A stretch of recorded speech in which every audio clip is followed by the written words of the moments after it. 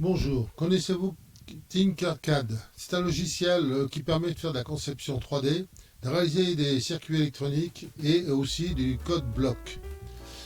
Aujourd'hui, je vais vous parler surtout du côté circuit électronique. Nous allons réaliser un testeur de cerveau à base d'un NE555. Pour réaliser cette petite application là, il nous faut donc une platine d'essai qu'on va mettre ici. Puis naturellement, il nous faut des composants. Donc tout d'abord, il nous faut déjà aussi un bloc alimentation pour l'alimenter. Donc après, on peut l'alimenter par pile ou comme on veut. Il nous faut un circuit intégré qui est le NE555. Ensuite, il nous faut quelques résistances. Le cerveau, hop. Il nous faut aussi le cerveau moteur qui est ici. Quelques résistances. On va prendre ici.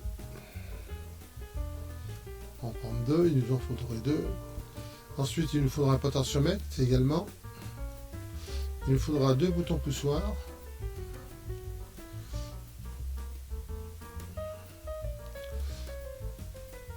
Une capa, deux capas il nous faudra. Voilà l'ensemble des composants qu'il nous faut pour réaliser ce montage. Donc, concernant les résistances, donc ici on voit que la valeur de résistance est de 1 kg. Donc on va la changer, on va mettre 47 kg et automatiquement on s'aperçoit que le code couleur s'adapte en fonction de la valeur de la résistance. Ensuite, pour relier tout ça, donc il faut nous faire une filerie. Alors, on va faire un petit exemple avec l'alimentation ici qui vient donc se relier à la masse. Et puis si on veut relier ensuite la masse avec l'alimentation ici, le bloc alimentation, on vient là.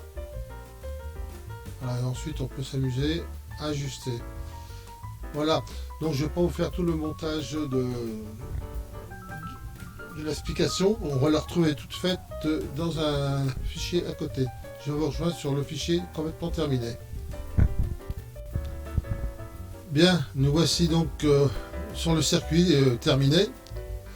Donc on peut directement maintenant, j'ai mis la simulation en route, on peut directement agir sur le potentiomètre pour voir la variation du cerveau. Ouais.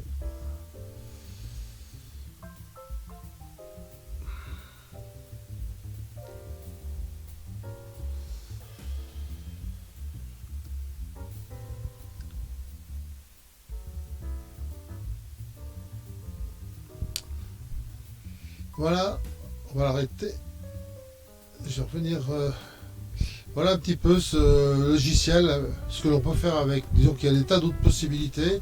Donc ensuite, en regardant un petit peu partout, on verra que on peut changer la couleur ici des fils, mettre ce que l'on veut.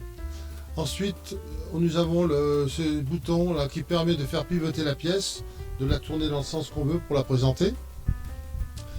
Le seul inconvénient qu'il a, c'est que la bibliothèque actuelle n'est pas très développée, donc le nombre de composants est très limité, mais on arrive à faire déjà beaucoup de choses. Quand on regarde un petit peu, en plus de cette figure, on peut obtenir aussi le schéma électrique, ici. Bon, il n'est pas très bien dessiné, parce qu'en fait, il reprend exactement les fils comme on les a positionnés, ce qui fait que on peut optimiser encore le schéma beaucoup mieux que ça et obtenir quelque chose de plus cohérent, mais là il faut mieux le faire avec un autre type de logiciel. Puis en plus, ici, nous avons la possibilité d'avoir donc tous les composants qu'on utilise avec leur valeur. Si je reviens donc là, voilà. Par exemple, autrement, maintenant, si on utilisait une carte Arduino, on pourrait la câbler et ensuite on pourrait écrire le code pour... bon, il n'y a pas de composants là.